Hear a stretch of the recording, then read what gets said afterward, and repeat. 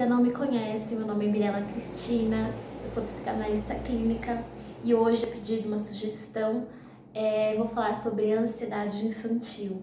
Antes eu queria pedir que você que está aqui me assistindo, se você gostar desse vídeo, dê o seu like, é muito importante para que o YouTube entregue para mais pessoas esse conteúdo, se inscreva no canal para você ser notificado, ativando as notificações, para que sempre que tiver um vídeo novo, o YouTube te lembre, tá bom? Isso me ajuda muito, que o intuito aqui é que o meu conteúdo chegue a mais pessoas, é um conteúdo de informação, de ajuda, tudo que está relacionado com a nossa mente, o nosso emocional. Então, é importante que chegue ao máximo de pessoas, tá bom? Para que assim possa ajudar, de repente, uma pessoa que não tem condições também de fazer uma terapia, mas que quer um conhecimento, que eu possa ajudar de alguma forma, esse vídeo pode chegar até ela, tá bom? Então vocês me ajudem com isso, compartilhando, curtindo, se inscrevendo, tá bom?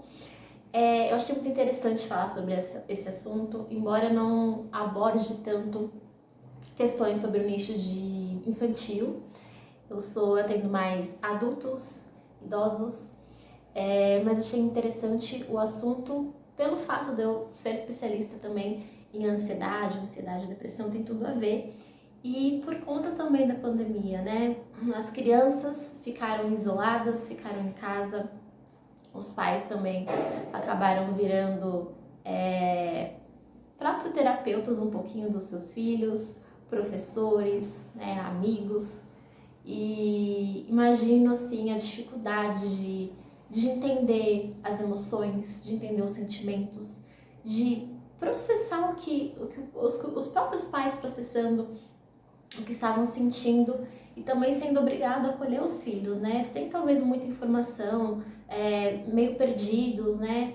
Então, assim, essa pandemia ela trouxe ansiedade para as pessoas no modo geral, mas as crianças, né?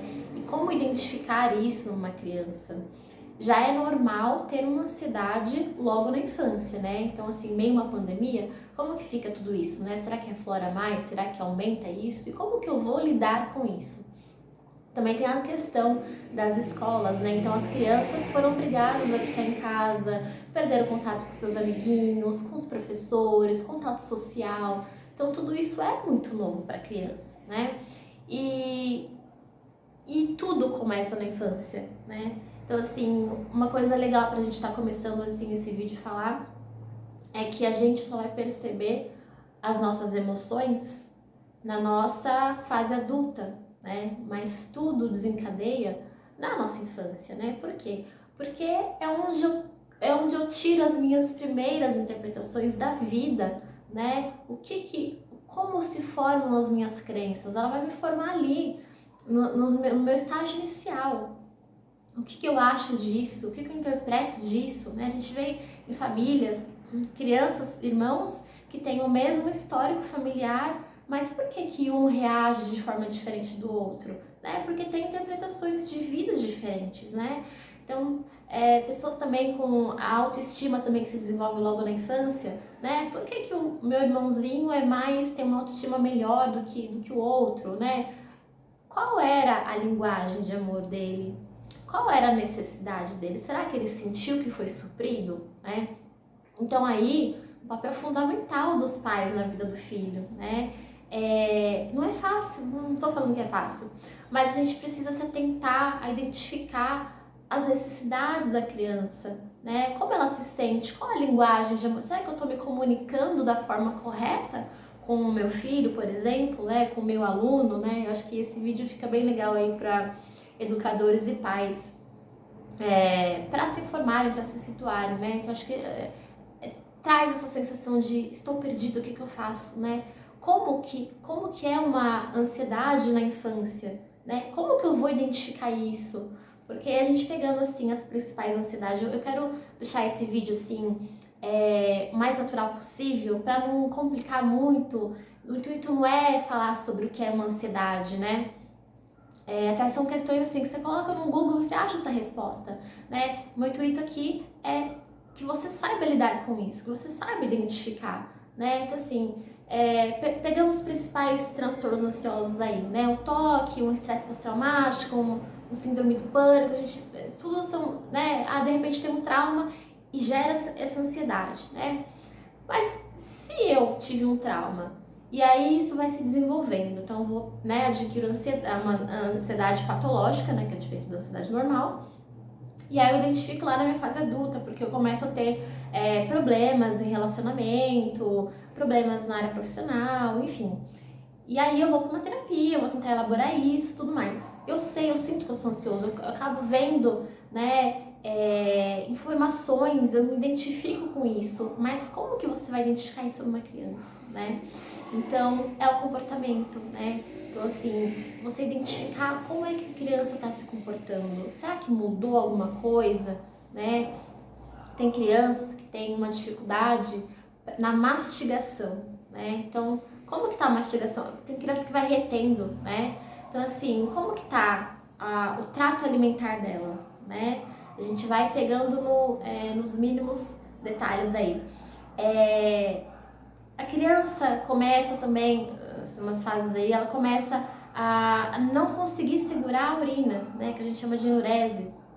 Então é a forma dela lidar com as emoções, ela vai segurando, não consegue segurar a urina. Outro fator importante aí na ansiedade infantil é como a criança lida socialmente, né? Então assim, na escolinha, de repente ela começa a ter dificuldades de se relacionar com os amiguinhos, né? Então a criança, que aí envolve a autoestima junto com a timidez, né? Então a criança começa a ficar retraída, começa a ficar envergonhada, ela tem vergonha de fazer amizades, ela fica tímida em algumas situações que ela se sente mais exposta, né? Tudo isso tem uma causa, né? Por trás disso, né? Então, assim, precisa verificar o ambiente familiar dessa criança, né? Será que essa criança se sente ouvida? Ela se sente acolhida? Ela tem lugar de fala, né? O que eu vejo muito hoje também nos meus atendimentos, adultos, pessoas que falam, pessoas que têm problemas de comunicação, que têm problemas com timidez, com vergonha, com autoestima, que guardam muitas coisas para elas mesmas, né? Então quando a gente vai voltar para investigar a causa, a gente volta lá na infância dessa pessoa e a gente vê que essa pessoa não tinha voz, sabe? Ela não tinha lugar de fala. Então ela não era escutada, né? Então quando ela ia falar alguma coisa, não deixavam. Não era ela, porque ela acaba tendo depois uma interpretação de que o que eu estou falando não é importante, não é relevante, nunca vai ser relevante. Então é melhor eu nem falar, é melhor eu guardar pra mim, né? Minha opinião não vai importar para os outros. Então é assim que a gente vai formando a nossa autoestima, a nossa autoconfiança, né? Você percebe que é a partir dos primeiros momentos, né? E é que nem eu falo para os meus pacientes, não é uma questão de achar culpados. Eu não quero achar, não preciso achar culpados. Eu também preciso acolher os meus pais, as pessoas que me educaram, que me criaram, de entender que eles também têm a bagagem deles. Mas às vezes um comportamento que você tem com uma criança, ela vai ter uma interpretação, isso vai interferir na vida dela, né? Será que ela teve pais ausentes, né? Será que de repente ela se sentiu abandonada, rejeitada, ela tem uma ferida de abandono, de rejeição, ela vai carregar isso para a vida dela, né? Por isso que é bom levar a terapia, ir assimilando isso, ir tratando e curando essas feridas, né? Porque vai machucando, porque lá na frente, muito provavelmente, uma criança que tem feridas de rejeição, de abandono, isso vai implicar lá no relacionamento com ela, um relacionamento afetivo, amoroso, né? Ela acaba criando padrões, até, lógico, tem vários tipos, mas assim, tem pessoas que é o oposto às vezes. Então, ou ela vai se atrair mais por pessoas que seja parecido com o mesmo padrão do pai ou da mãe, né? Ou ela vai fugir, né? Ela vai entrar em um estado de fuga. Então, tudo isso para ser avaliado, né? Como que está o contexto familiar dessa criança? Como ela se sente nesse ambiente, né? Ela se sente vista, ela se sente acolhida, escutada, né? Ela tem um lugar de fala, ela consegue desenvolver a autonomia dela, né? Porque depois vão desenvolvendo esses fatores ansiosos, né? Que aí vem a timidez, que vem a vergonha, né? Eu não consigo me socializar, eu tenho umas travas, eu tenho umas dificuldades, né? Isso vai caracterizando a ansiedade infantil, né? se ela tem algum padrão de repetição, né, que aí também entra o toque, né, começa a ter tiques, manias, né. Existe alguma coisa, algum trauma que causou naquela criança, na infância dela? Será que depois ela também pode desenvolver um pânico, né, entrar em estado de pânico, estresse pós-traumático, né? Isso pode ser desenvolvido, mas como eu vou identificar na criança é o comportamento. Então eu preciso me atentar a como essa criança está se comportando. Por quê? E outra coisa importante de se falar, já até escutei assim de conhecidos que não sabem, não conhecem como funciona uma terapia infantil. Né? Então, assim, uma vez um conhecido falou assim: ah, Mirella, com todo respeito, mas eu não acredito muito, eu não confio muito assim na psicologia, na psicanálise, assim, porque uma vez eu fui levar minha netinha na terapia e aí eu perguntei, né, pra ela: ah, como que foi na terapia? Foi legal, tal? O que você faz lá? Como que é, né? E aí a criança respondeu assim: ah, foi legal, eu brinquei, eu desenhei. E aí ele falou assim: nossa, mas eu tô levando minha neta na terapia para ficar brincando, isso daí eu faço em casa com ela, né? Então, assim, é uma coisa que a gente precisa desmistificar isso. O processo terapêutico com a criança é lúdico, é lúdico. A criança, não adianta você sentar uma criança numa terapia e conversar com ela de questões da vida. Não vai ser interessante, não vai atrair a criança, né? Ela vai bloquear, ela vai falar, é que nem quando a criança faz alguma coisa errada, né? E a gente vai chamar atenção, a gente vai perguntar o que foi, quem que fez, né? A criança vai, aí já começa, né, a mentirinha. Então, assim, a criança, ela tem uma linguagem, não é a mesma linguagem que a nossa. Então, a gente precisa aprender a ter uma comunicação assertiva com as crianças, né? A gente até às vezes fala, né? Ah, usa psicologia, né? Então, assim, saber como eu vou me comunicar com a criança. A criança, ela é totalmente lúdica, né?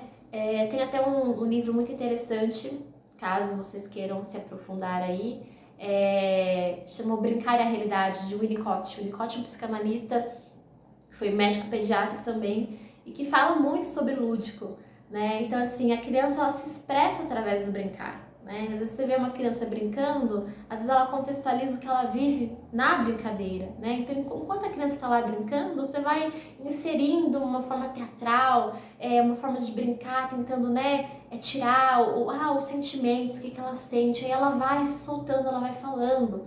E os desenhos, por que são importantes os desenhos?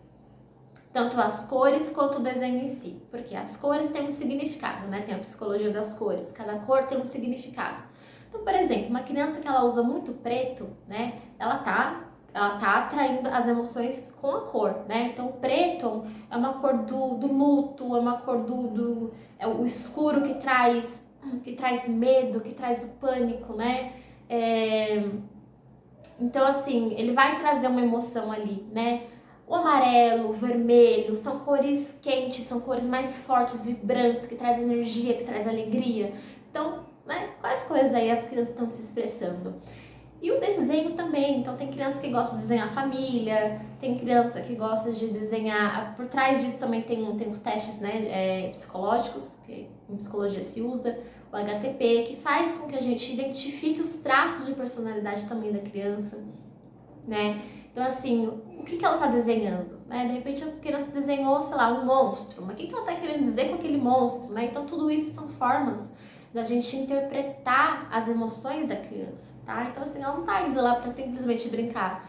É a forma que a gente aborda, é a forma que a gente consegue se comunicar com a criança, né? Então, são estratégias que você também pode usar na sua casa, ou você que é educador também pode usar com seus alunos, né? Tenta abordar a emoção de uma forma mais lúdica, né?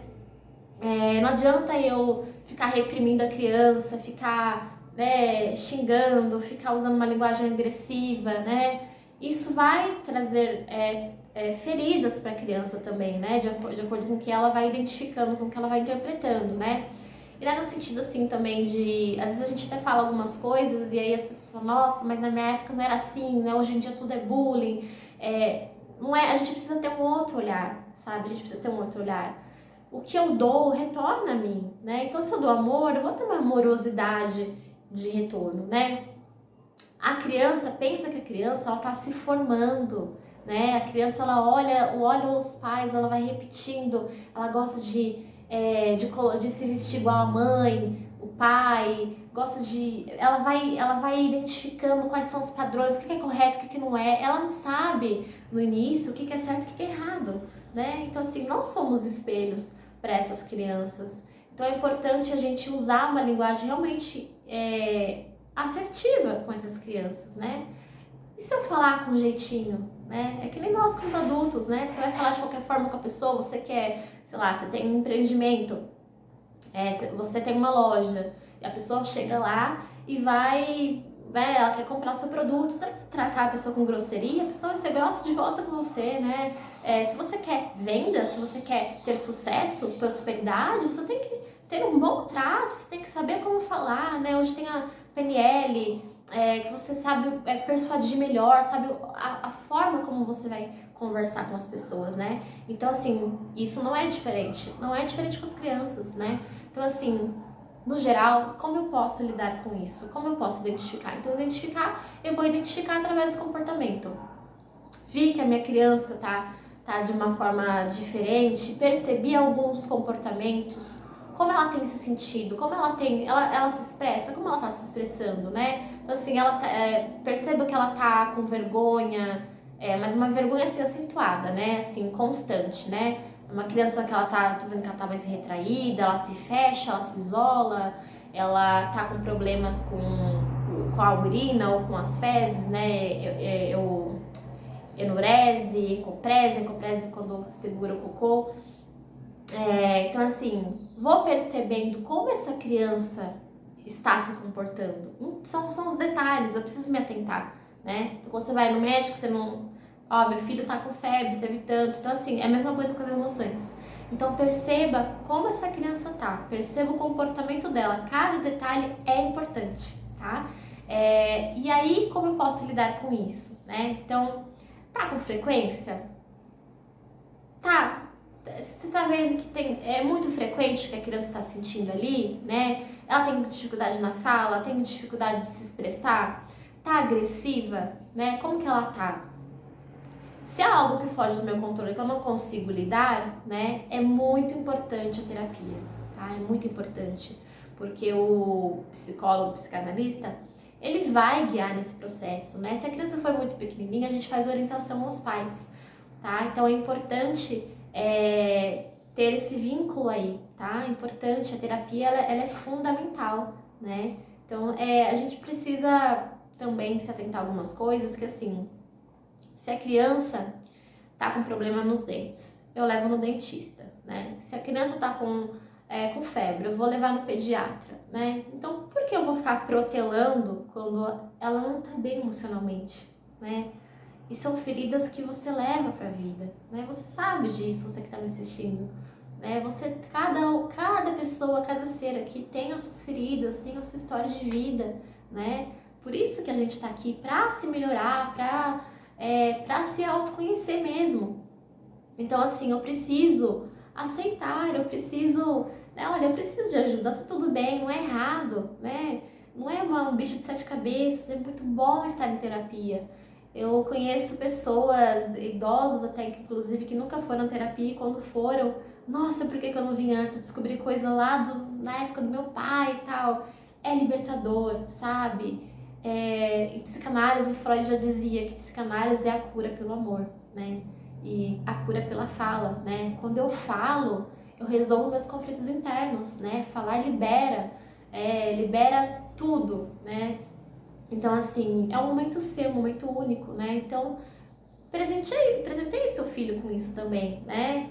Esteja ativo aí, né? Se você é um profissional de educação, um bom profissional também orienta os pais, também orienta, identifica, né, o comportamento da criança e encaminha, né? Encaminha para terapia. Então, é muito importante.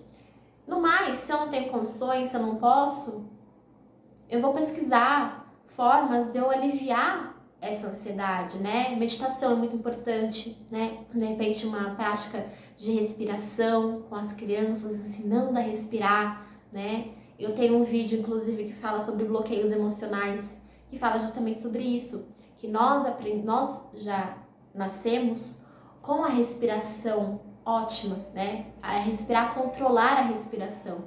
E conforme nós vamos adquirindo traumas, nós geramos esses bloqueios emocionais, que é uma forma de proteção interna nossa, né? É um mecanismo de defesa nosso. Então, assim, praticar a respiração, dependendo da idade da criança, ela consegue fazer uma meditação, né? Um pouquinho por dia, uns 5 a 10 minutinhos por dia. Atividade física ajuda muito, né? Esportes, né? Para a criança realmente movimentar o corpo, né? Isso ajuda também na mente. E terapia, né? Terapia. Eu acho que é esse o caminho. Acho que não tenho certeza. É esse o caminho. Se ficou alguma dúvida, deixa aqui nos comentários. Faço um novo vídeo respondendo as perguntas de vocês, tá bom? Espero que vocês tenham gostado. Se você gostou, deixa seu like, compartilha. E até o próximo